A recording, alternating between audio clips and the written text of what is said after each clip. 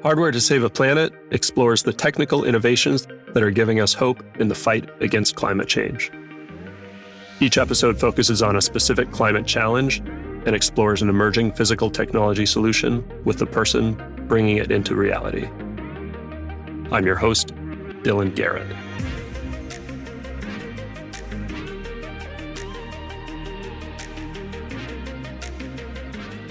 Hello, and welcome to Hardware to Save a Planet.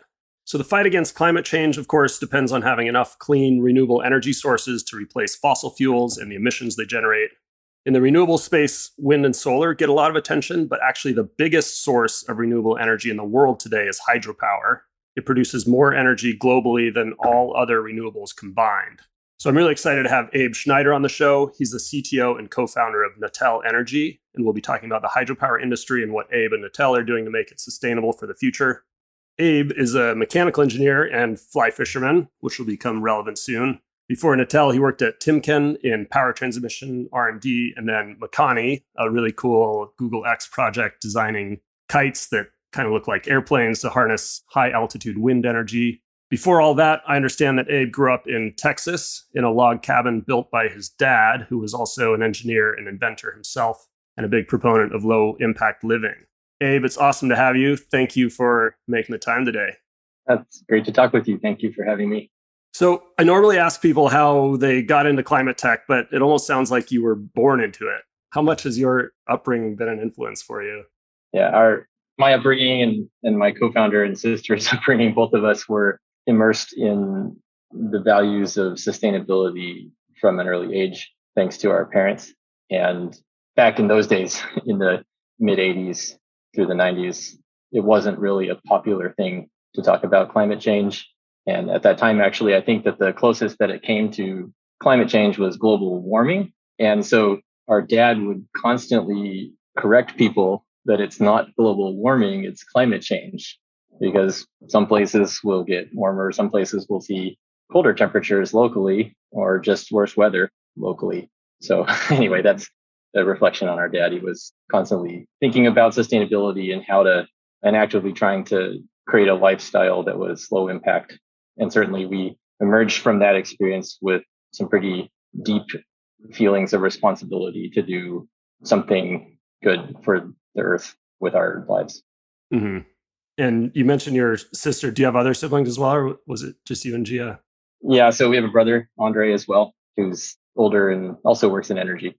Okay. All right. 3 for 3. So yeah, you mentioned your sister. She's your co-founder, the CEO of Natel. Would your childhood selves be surprised to know you're running a company together? Did you get along growing up? Yeah, I think we did actually. I have 2 young daughters, so I'm starting to get this out-of-body experience, like watching how siblings grow up again. Yeah, we got along. I mean, obviously we had our sibling disagreements, I think as is normal, but kind of strangely, I think actually we've been talking about business ideas in some sense or another together since we were kids. I haven't really thought about that too much, like those early days and this idea of being in business together or creating a business together. But it's not too surprising. That's awesome. And then how did the idea of Natel specifically come about? Yeah, so I think the real genesis of the idea of Natel, which is a company focused on sustainable solutions at the intersection of water and energy, this was definitely, the impetus came from our dad. He was, amongst other things, a pilot and a sailor. He's also a farmer and a doctor and a professor. He's a thinker above all else, but he had a lot of personal interest in fluid mechanics. And having grown up on a farm himself and then operating a farm that Gia and I grew up on, he was also mechanically inclined. So he had been thinking about how to reduce the cost of generating carbon-free energy from low-pressure, large volumetric flow rates of fluid for a long time. And his first efforts in that were actually in wind. So he worked on some novel wind generating devices and then took those fundamental concepts that he was working on and then transitioned into water power, realizing that the energy density of water power is significantly greater than wind. And so it's possible to create the same amount of energy from much smaller machines if you're dealing with water. His ideas were driven I guess, were born from his experiences as a sailor and a pilot. So he had been working with linear moving foils. So he was not a helicopter pilot. He was a fixed wing pilot. So his experiences there with fixed wing lift and same in sailing. So he was experienced with this concept of lift and drag. And basically his idea was that if you sail a sailboat around a couple of buoys in a race course, you are in that boat intersecting a massive quantity of area. And if you could imagine putting several sailboats all following each other and sailing that course around those buoys and then tie them all together with a rope, then you could maybe put a gear in there and then use the gear to turn a shaft and a generator. So that was basically the core idea of a linear turbine that he was very, very interested in, that I grew up with and thought about. And that was kind of the seed of a practical concept of how to come up with something new in hydro. Of course, hydro is this incredibly well-established and highly reliable method of generating zero carbon energy or low carbon energy, but it has a number of issues. And amongst those are cost, but also environmental and social impact.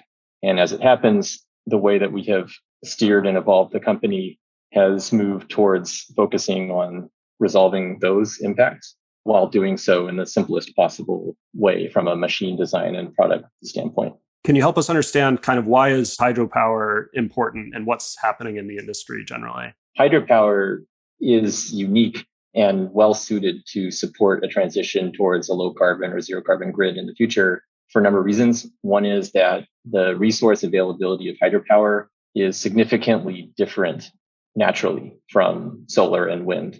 For example, one of the issues with solar power is that the sun doesn't shine on solar panels at night.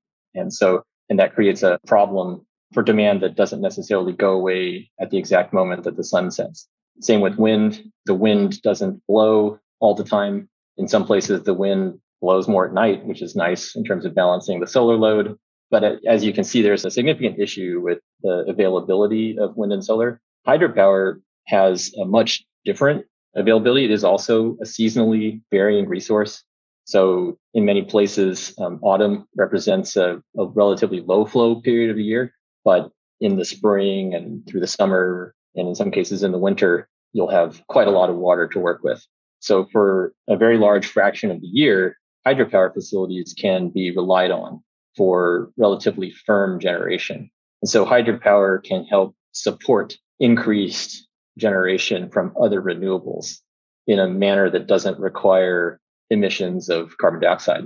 Other ways to firm up the grid include the construction of thermal power plants like natural gas burning power plants or other thermal generation sources. And of course, that's not what we need to be doing if we're trying to reduce our carbon emissions. Globally, hydropower has an even more important role to play. In some countries, hydropower is the dominant source of generation, and it's abundant globally. So it is advancements that we can make, and hydropower can have a positive benefit all around the world.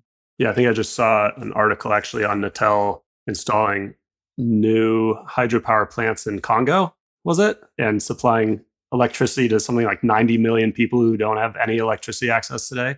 That's the goal. Yeah, we're working with the developer in Africa. And one of the exciting things about that effort is that if successful, these hydropower facilities will be built for the first time with modern, efficient, fish-safe technology. And in some of these places, the local cultures still rely on their rivers for fish as part of their natural, just their daily activity. And so that would be a very, very closely felt benefit from such an installation. And we're also excited about the first international plant that is using one of our turbines, which is currently in the commissioning process, Austria. Cool. So tell me if I have this right, but it sounds like, or it kind of feels like in the US, we've tapped a lot of the available hydropower sites, but there's a lot of growth opportunity in other parts of the world, places like Congo, where there's rivers that you're building new power plants using hydro. Is that accurate? Actually, there's a tremendous amount of additional generation capacity here in the US and a tremendous amount of capacity globally. In the United States, there are tens of thousands of existing dams that do not generate power. A substantial fraction of those have flow and head or pressure able to support commercially viable hydropower today. It's measured in multiple gigawatts of additional potential. So that's in addition to the existing fleet, which represents an opportunity to improve its environmental performance and to upgrade aging equipment. Okay.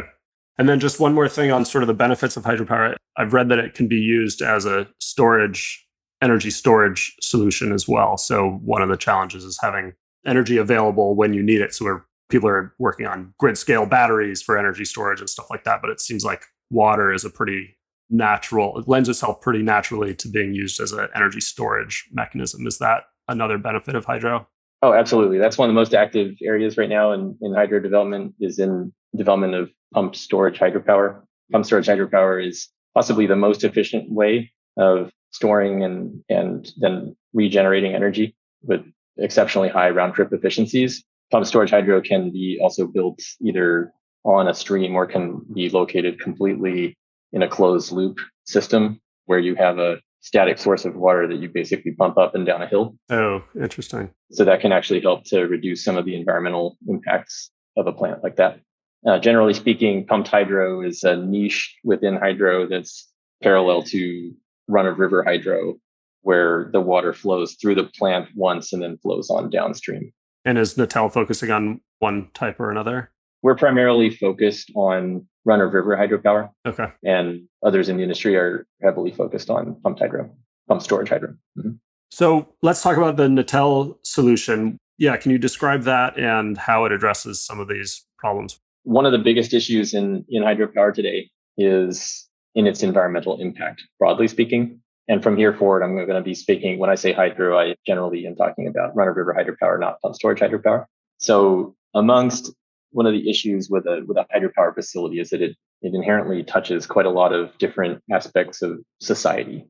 So hydropower facilities often provide great opportunities for local recreation, like local fishing in the dam, in the lake, swimming or other things. People build houses next to the lake to enjoy the view. These are just examples of the way hydropower has a positive impact on the surrounding community. But hydropower also has significant negative impacts. The lakes themselves disrupt, in some cases, the natural movements of organisms in the water. So fish or other animals that historically freely moved up and downstream. Also, sediments and sediment transport is an issue for stream health. Some kinds of fish rely upon certain types of gravels in order to complete their spawning process. For example, in dams, the presence of dams can cause problems with the natural transport of gravels from upstream to downstream, whether it's eel or smolts of salmon, basically, the young of salmon that need to move down to the ocean.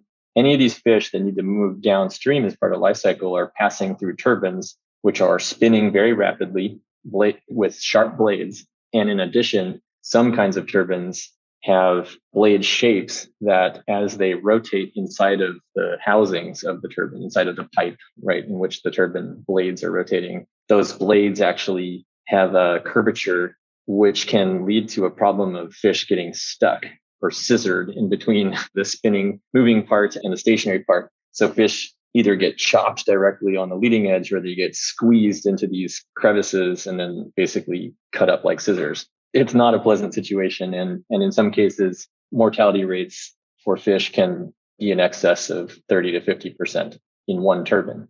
And it kind of gets worse from there because in many cases, you don't just have one hydropower facility in between the headwaters and the ocean. You have many hydropower facilities. And so most of these, or many of these migratory fish species, actually, they come from high up in the watershed, and then they need to move all the way to the ocean. So they need to pass potentially numerous of these hydropower facilities. And it becomes a fairly simple mathematical problem where if you have a 50% passage rate, it only takes a couple of hydropower facilities where you've severely impacted the population. Yeah. There's this gauntlet of perfectly designed fish blenders they've got to get through, it sounds like. Yeah. So, and in reality, there are some turbines out there which have much better passage rates. I don't want to somehow imply that all existing turbines have horrible fish passage rates. There are definitely many examples of some turbines who, for various reasons, could have passage rates in the high 80s or even in the low 90s, which is great. Fish in nature are subject to many other challenges, including predation from other fish. or predation from birds or disease or just like all the things that they're struggling with. And so anyhow, that specification puts the hydropower facility at a point of neutrality compared to the other challenges that fish reach. That ends up becoming an extremely important criteria in the design of our turbines. Thankfully, we've been able to build upon some fairly simple but powerful means to rethink how hydropower turbine blades are shaped to reach those very, very high passage targets, and to do so without compromising the conventional design criteria of hydraulic efficiency and small size and fast shaft speeds and inexpensive turbines that have a great deal of flexibility in how they're deployed. And you've mentioned kind of the cultural significance of these species. Is there sort of a bigger environmental impact of losing these fish populations outside of the fish populations themselves? Are there knock-on effects in that they're supporting populations in the ocean when they go to sea, or other bird or other animal populations? What's the right way to think about that sort of total impact? Yeah, there is absolutely a much wider web of impacts. And those can be sort of expressed in various terms, including economic terms from the various groups of people who are attracted by the presence of fish, whether it's native cultures or sport fishermen or commercial fishermen. There's a very, very significant dollar value that's derived from the presence or absence of fish. But also, interestingly, these migratory fish species have a lot of other impacts on their surrounding environment. Personally, I've been an avid fisherman since I was a kid, but I'm still learning things every day, particularly, as we have been working with eel. Eel have been completely unknown to me until we really got deep into this issue of how to design turbines that could pass eel safely. I think that's actually true for a lot of our society. Eels are just maybe seeing the first little blip of cultural popularity now. There's a few bestsellers out there that are talking about eels, but eels carry, and I'm not an expert on this, I'm probably going to completely butcher the explanation of this, but as I understand it, eels actually have a symbiotic relationship or a relationship with freshwater mussels. So there's some types of endangered or threatened freshwater mussels, which have also seen severe population declines on the East Coast watersheds of the United States. And it turns out that those mussels hitch a ride on eels as the eels move around in the watershed. So as we restore populations of eels, then what I've seen in some of the literature is that we're starting to see positive impacts of the presence of these freshwater mussels. And then the freshwater mussels, of course, have their own part to play in the ecosystem. They're filter feeders, and so they tend to clean up the water where they're present. And they may have other ecosystem functions that aren't widely appreciated yet. In the case of salmon, it's a pretty blunt but powerful role they play. Salmon, unlike eel, which eel go upstream as babies and then they go downstream as big adults. Salmon are the opposite. They go upstream as big adults and then they spawn and most often they die in the upper reaches of a watershed. And then their young emerge from the eggs and then move downstream to the ocean where they feed. So what's happening is you have this process where very small amounts of biomass in the form of young salmon go downstream. Then they grow in the ocean. They absorb biomass from the ocean and then transport it upstream into historically nutrient poor areas of the watershed, high reaches with few nutrients.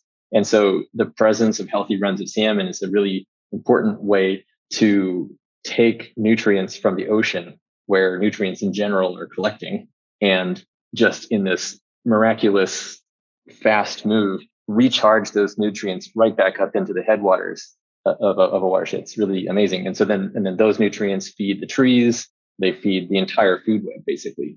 Beside, like very much, not humans aside, right? Like those salmon have a role to play in the ecosystem. That makes sense. I would not have thought about that, but that's incredible. And I have to say, I had no idea there were 3-foot long eels migrating down rivers in the US. So I'm going to have to go look this up.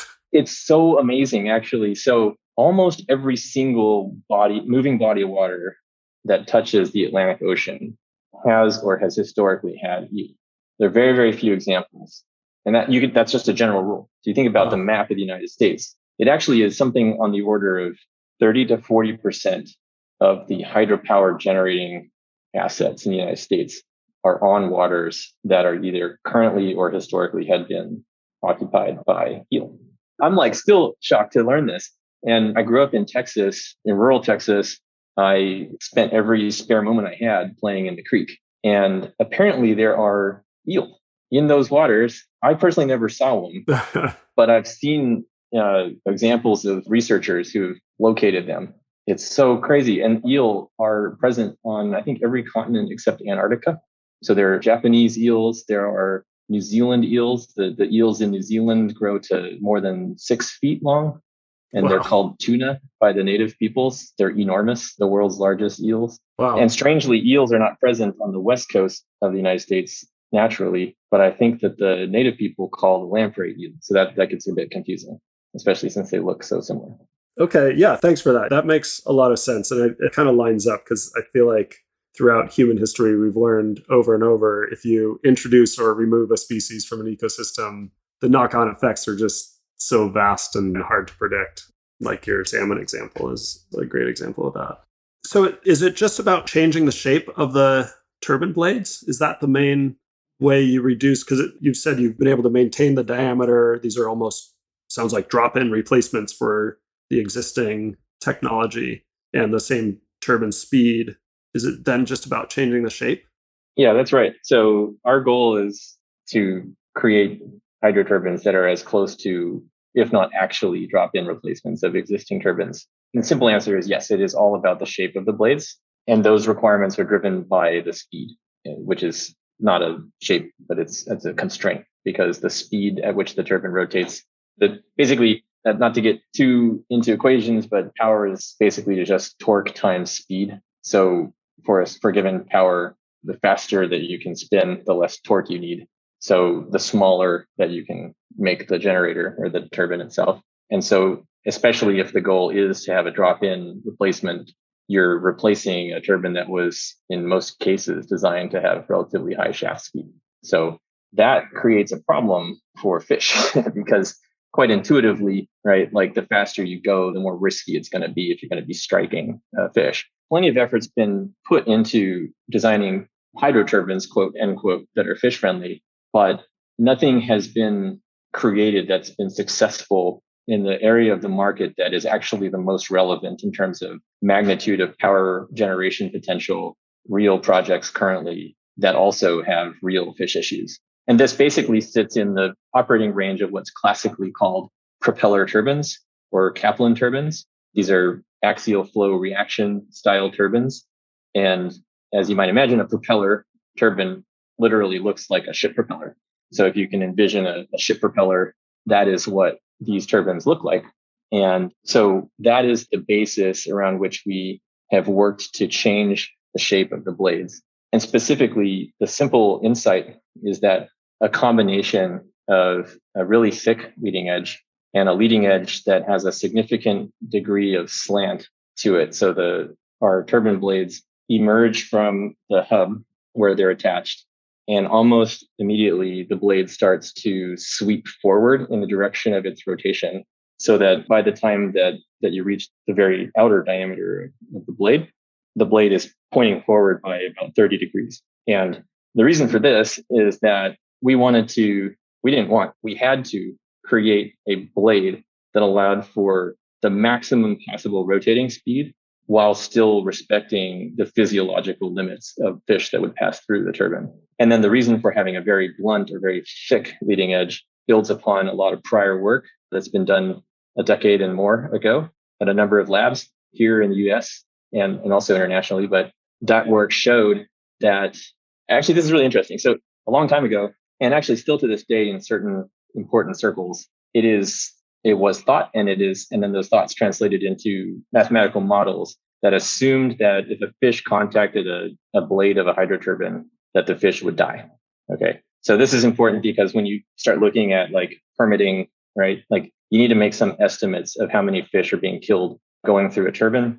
Not every fish will contact a turbine blade, especially, okay, think about the example of a 21-foot diameter turbine with 4-inch long fish passing through it. A very, very large number of those fish will never contact a blade. And so that creates this concept of a strike probability. And so let's say that 80% of the fish never contact a blade. 20% do. I'm just pulling numbers out of the air. But old models would say that those 20% of the fish would be considered mortalities. And it's actually only recently that engineering data through experimentation with live fish has shown that fish can survive strikes. And not only that they can survive strikes, but some quantitative nomographs basically of what geometrical and other factors led to their ability to survive strikes under different conditions. And specifically, this decade-old research that I referred to studied blades of different thicknesses and fish of different lengths. And they found that ratio of the fish length to blade thickness is very important in the maximum survivable strike speed.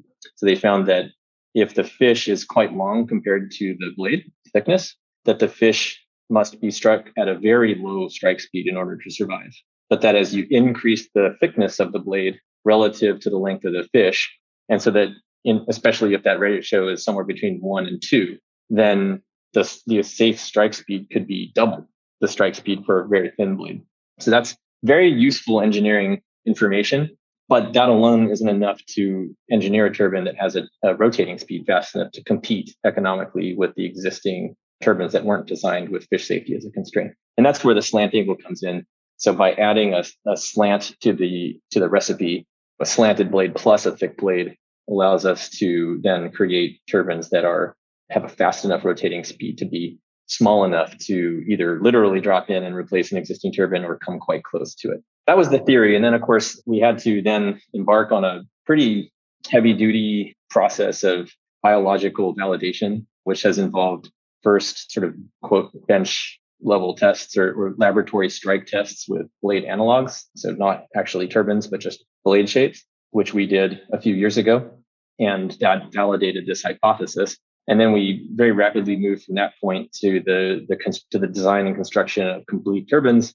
And then some of the most exciting work on fish passage validation has been on passing fish of different sizes, of different species through these turbines under extreme conditions to validate the safety of the machines. Yeah, no, it's really cool. And it makes intuitive sense. The bigger the less like a knife that turbine blade is, the more surface area that force is distributed over. And then it sounds like the shape of the blade has enabled you to maintain kind of the orthogonal component of that force, regardless of the speed of the blade, which increases as you get further from the center of the turbine. Is that kind of those are the two? That's right. And the fact that it is intuitive is helpful in communicating it.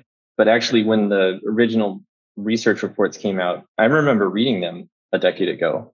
And my reaction at the time was like, this is so intuitively obvious that it seems like a waste of people's time to do this type of work. But then I came back with more interest, I guess, and maybe a more open attitude, because we reached a point in our own product development where like truly developing fish safe blades became a real priority. And I found that there are some really interesting effects that are happening below the surface that are not intuitive, that have a pretty important role to play. So these strike tests that were done a decade ago were filmed with high-speed 1,000 frame per second video cameras, which at the time I think must have been pretty unique. And there are images published, which are really interesting, that compare the dynamics of the fish body as it is approached by the blade and then struck by the blade, and then as it reacts to that strike.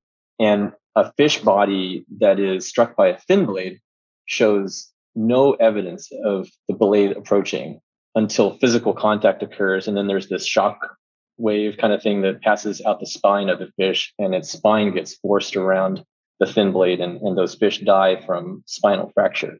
The fish that are struck by a thick blade in these high-speed videos, you can actually see the fish start to deform and take the shape of the leading edge of this thick blade far in advance of physical contact.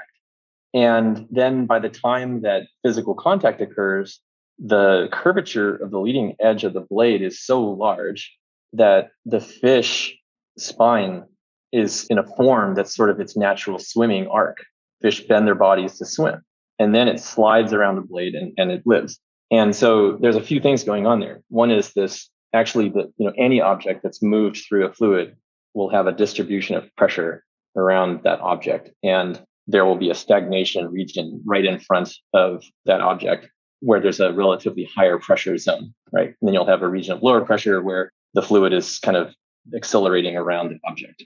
And that stagnation region or high pressure is actually what is causing those fish bodies to adopt the shape of the blade far in advance of an actual contact. This is also, I think, one of the things that causes dolphins to like to surf in front of boats or ships, because the ship is pushing a pillow of water in front, and the dolphins are basically just taking advantage of that, to get around. Yeah. So we actually then studied these strike videos and quantified the change in velocity of the fish body as the blade approached. And we found that there is a more than 30% reduction in the strike velocity purely from the effect of this stagnation region that the blunt, thick blades are pushing as they approach the fish, whereas the thin blades have a 0% reduction in velocity. So that's completely apart from the slant. And it's actually also completely apart from the intuitive aspects of, well, blunt things will hurt less. So that's kind of gives you an indication of one of the most exciting things about this process as well for me has been we've been able to create turbine blades that have these very odd looking leading edge shapes, these like very thick and very slanted leading edge shapes. But the resulting turbines are well over 90% in efficiency. In some cases now predicted to exceed 92% or even greater efficiency. How does that compare to conventional? Yeah, that's right on par with conventional good quality turbines. The best quality, the highest turbine efficiencies out in the marketplace are perhaps at 94%. But most of the turbines that we are actually would be matched against what we're creating are closer to 90 to 92. So that's pretty unintuitive to be able to reach those levels of efficiency with these odd shapes. Yeah. Has it been a challenge then translating that into the real world and actually producing real physical turbines that make good on those requirements?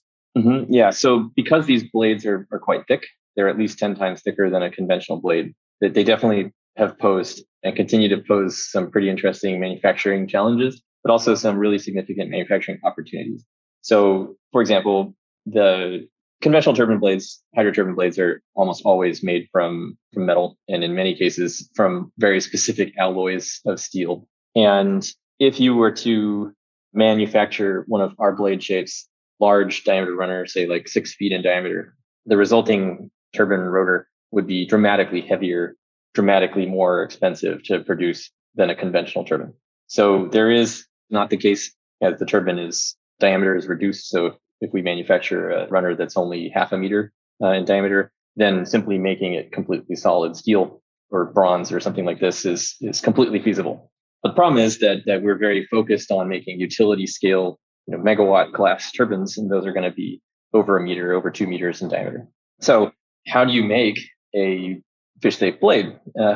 Well, the thickness provides a great opportunity to cut down on one of the classic sources of cost in hydroturbine blade, which is the finishing operations. So a lot of times hydroturbine blades are finely finished. The surface finish is ground. It's a pretty time consuming process. And going back to the discussion around wind, one of the reasons that wind power has seen such a significant reduction in its cost of energy is because the fabrication of the blades has become highly optimized. So wind turbine blades are produced at net shape from molds using, in most cases, an infusion process with resin reinforced fiberglass, right? And so our blades can be produced the same way. So we've been operating for 3 years a turbine that's just around 6 feet in diameter with fiber composite blades in Oregon with one of our fish safe designs. And so that's racking up hours. Interestingly, these fiber blades, one of the common sources of damage for a turbine blade in general is foreign objects kind of being ingested. So you have gravel or rocks or sticks and whatever comes through a hydropower turbine hit the leading edge. And so we're borrowing techniques from the aerospace industry to armor our leading edges with nickel plate. So some aircraft engines have a replaceable nickel leading edge, which bears the brunt of foreign object impacts. And the fact that exists actually allows for really cost-effective production of these armor plates. It's surprisingly cost-effective, actually. So just the leading edge is metal, and then everything else is composite. But then we've also needed to develop alternatives for in the case that a customer, say like a large utility, is too risk averse to even consider composites. So we need to be able to have a metallic option. So we've also then gone down the route of a variety of options like hollow metal castings, or more interestingly, using additive metal techniques to build up the blade with a hollow center. And so, yeah, so we're actually actively working on multiple options in parallel because the market is actually, it is not possible to basically force everyone to use one solution, is one way to think about it. So you've mentioned market acceptance a little bit. It sounds like one thing you've done is made the turbines as similar as possible to the existing equipment that they'll be replacing at these power plants. Yep. You're also working on materials to help people feel comfortable with how long they'll last and be as similar as possible to what they're replacing. What other kind of hurdles do you have to get over in the sales process to actually get people to go with your turbines over kind of state of the art or the conventional technology?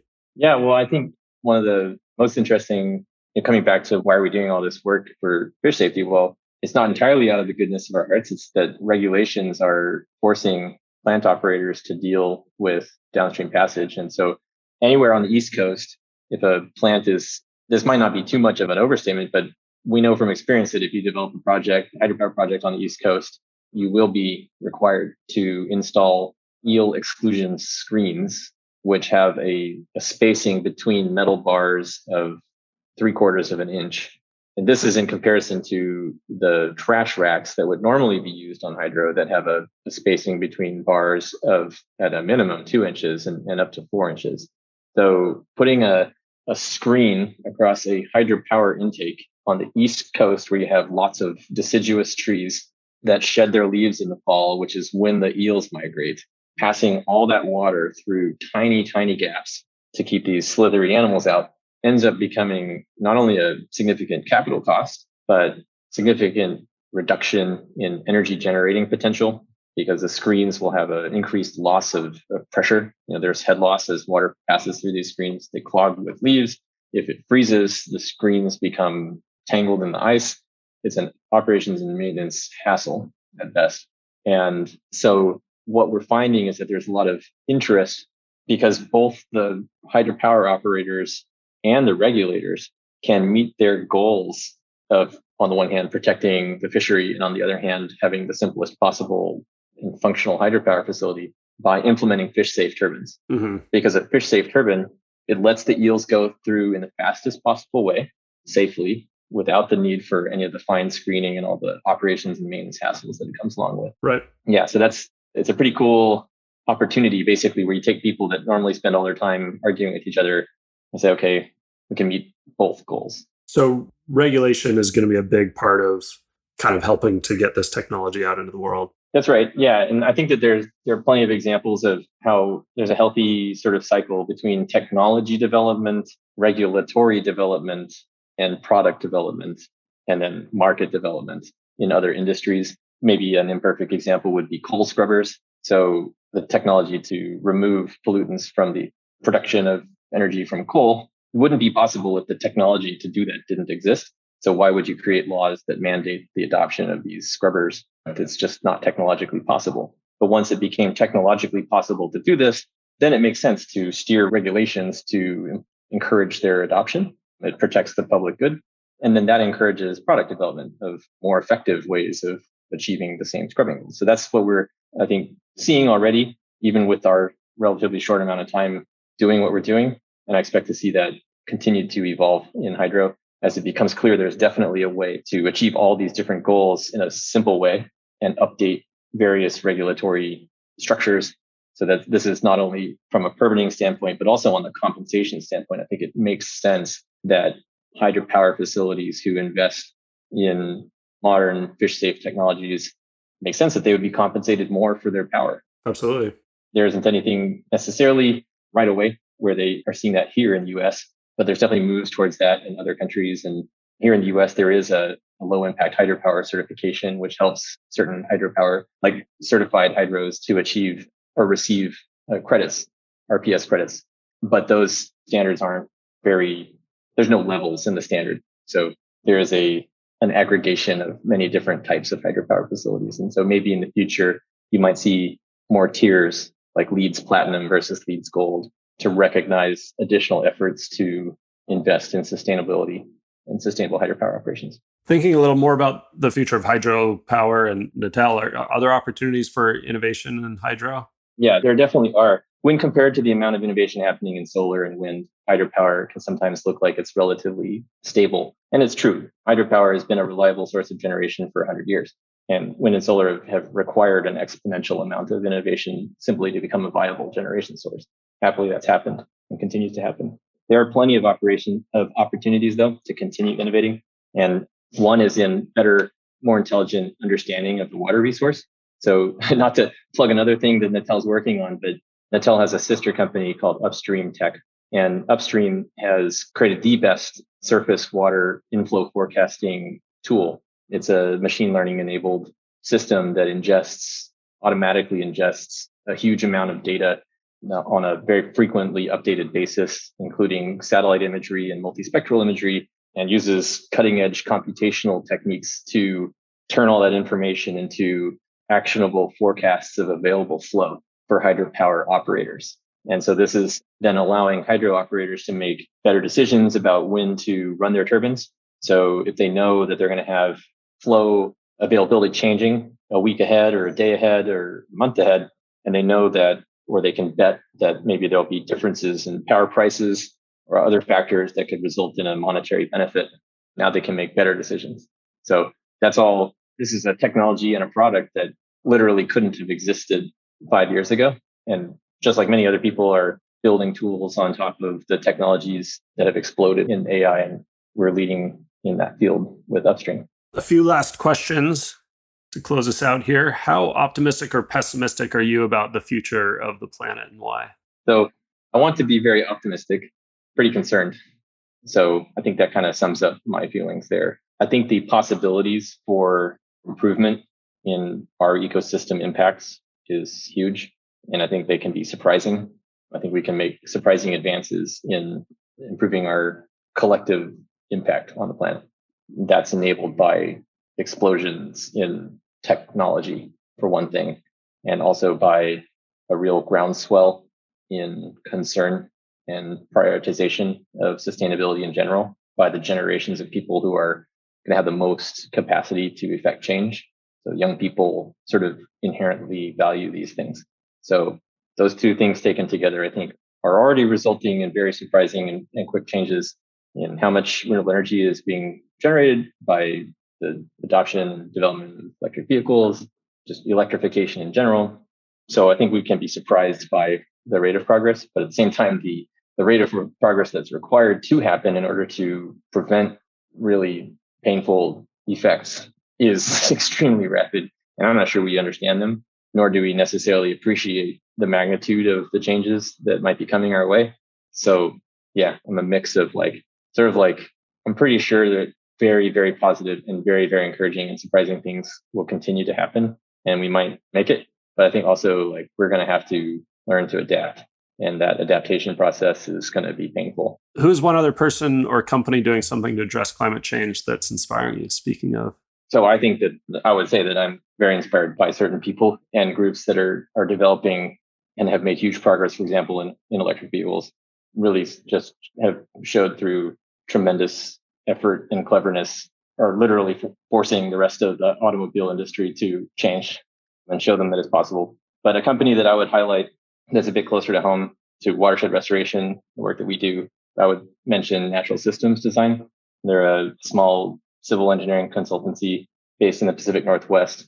And they're founded by hardcore civil engineers who have, I think, similar values to our company in that they care deeply about watershed restoration. So they've chosen to focus their company on finding ways to help in that. And they're bringing techniques and the training of their civil engineering background to bear on that problem.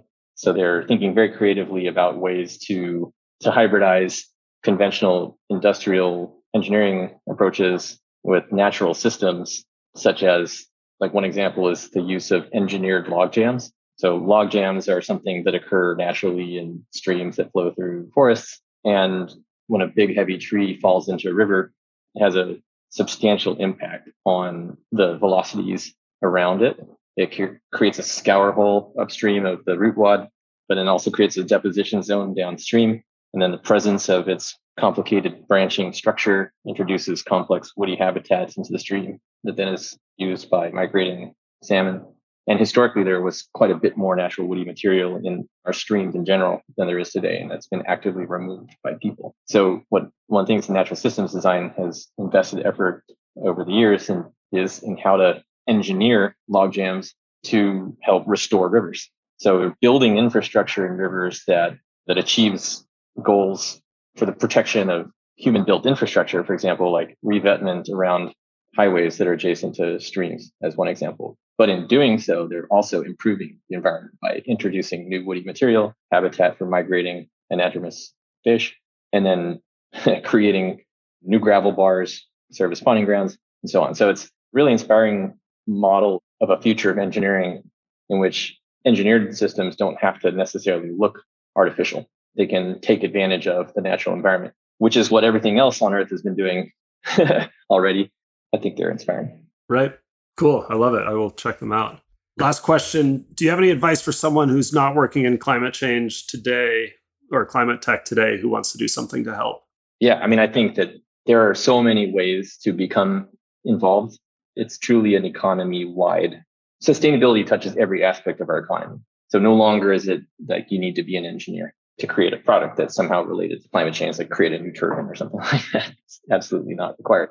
So I think the first thing is to recognize that like whatever you do, there is a way that you can get involved. You can become educated.